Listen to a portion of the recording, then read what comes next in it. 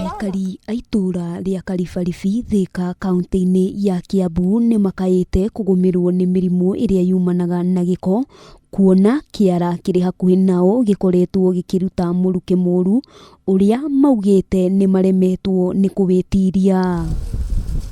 Kiara giki gikoretwo gikihuthirwo guthondeka fertilizer, Aikari makiuga ni gikinyite handu ha kumagithia thayu, guku magitariria uria makoretwo magikaira honge itiganite gutari na umithio. Tandu tuthiite kwa nema tugathie kwa thirikari iria igikonie marauga mena kesi ino, no kesi ino ni thiite too much according to the uria community ya Karibaribi.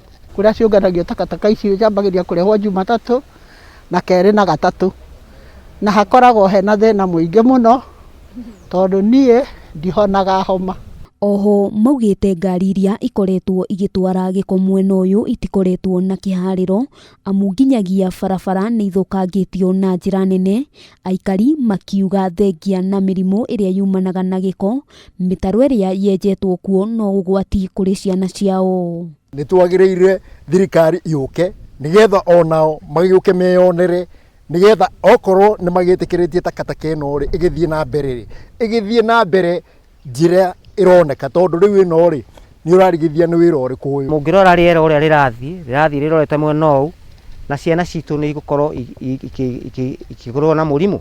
Mwena-ini wao arugamiriri a kiganda gia guthondeka fertilizer maugite ni mahetwo marua ma gutwarithia na mbere wira uyu ni thirikari ya kaunti ya Kiambu, makiuga ni marageria na njira ciothe guthingatithia maria marigiceirie niguo gutigirira Aikari ni magitirwo.